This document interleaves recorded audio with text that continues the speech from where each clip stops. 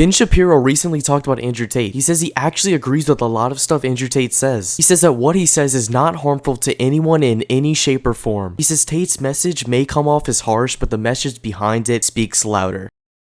Tongue twister. Hope you enjoyed the video and make sure to subscribe. The ultimate in manliness is get married, protect your family, provide for your kids and your family, provide a space for them to grow in safety and security, provide them roles and responsibilities.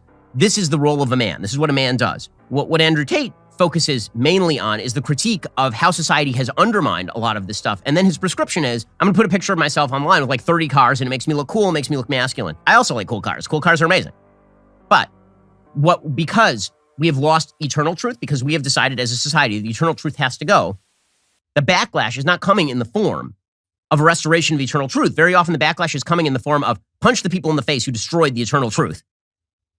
That's the society in which we're living. And I'm afraid that could get worse unless what we actually have is a return to some eternal truth. So here's a couple of clips of Andrew Tate, and it kind of shows you what I'm talking about, that some of what he's saying is kind of half correct, but he's saying it in such a way that is meant to draw fire. So here is Andrew Tate talking about women belonging to men. I don't know, because I think the women belong to the man. I think the woman's given over that's inherently where you get called sexist. No, it's not. Well, you can call me sexist if you want, but if you look at marriage, it's the bride's father who gives her away. It's not the groom's father. In Is old it? tradition. The woman is always given over to the man. Read the Bible, read the Quran, you can go to You're walking down the aisle, no chance. There's like African cultures where they don't do that. I'm sure there are some obscure tribes somewhere. I mean, I can't say I'm not a professional. But you get it. You seem like a very smart guy. Understand you why seem like a would smart say guy. that. You're saying a woman is the property of a man if they're dating. I'm not saying they're a property. I'm saying they're given to the man and they belong to the man. It doesn't mean they're a pure property without emotion. Okay, so notice the contrast here. So Portnoy is so afraid of saying that a woman and a man belong together, and that a woman, when she gets married, now belongs to the man sexually in the same way that the man ought to belong to the woman sexually. This is literally Genesis 2:24. Right? For this reason, a man will leave his father and his mother and be united to his wife, and they will become one flesh. And Genesis 2:24. So that would be the eternal truth. That is the truth according to every mainstream religion.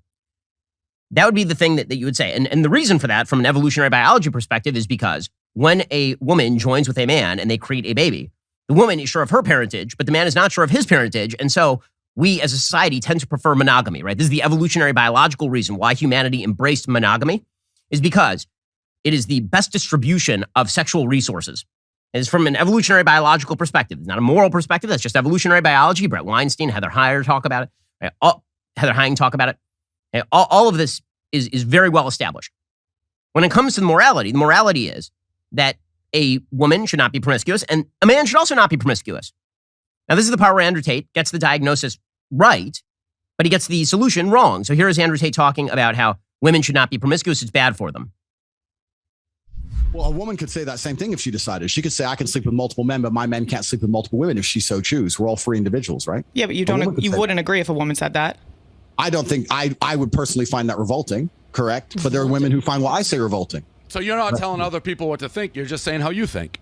Yeah, I mean, if I think if a man is not sexually exclusive, it's not the same as if a woman is, because with a woman you have the paternity issue. With a man you don't have a paternity issue. Read the Bible. Every single man had multiple wives. Not a single woman had multiple husbands. It's against the will of God. It's disgusting in the eyes of God himself.